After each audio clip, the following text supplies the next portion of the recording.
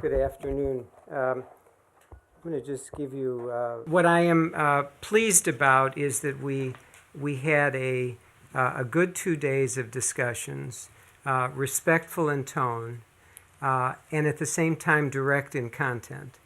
And so there are issues, a range of issues, where we can work together, but a number of issues, including some that you're mentioning here, where we have differences.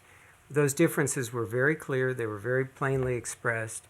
There are a number of places where I can assure you in 2 days we're not going to change major policies or major points of view, but we laid a foundation to continue those discussions, and we will continue them. Give us any idea of China's response, whether they agreed to any concessions? Director General Shan invited me back to Beijing to be part of a dialogue next year, which I gladly accepted. I think that's the right direction. I'd like to make it I think it ought to be at least on an annual basis.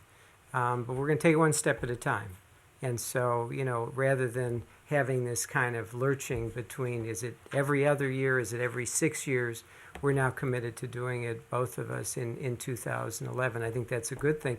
But it shouldn't just be 2 days of talks every year. And that's why I think the more we kind of filter these out into different expert agendas or areas where we're having ongoing discussions about law reform, about labor, about whatever, I think we're more likely to make real progress over time.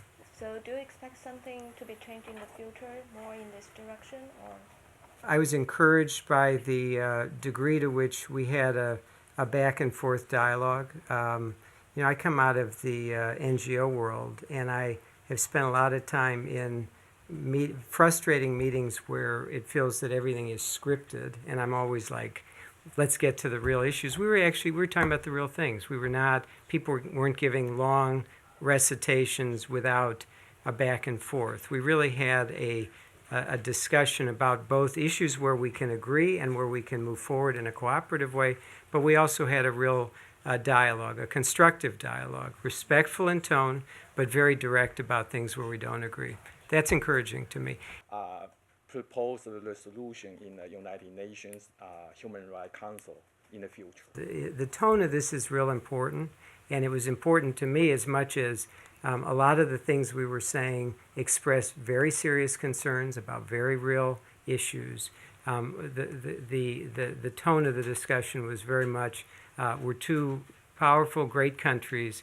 We have a range of issues that we are engaged with on. Human rights is part of that discussion, and it's going to remain so. And we're going to continue to press on the things that we hold dear.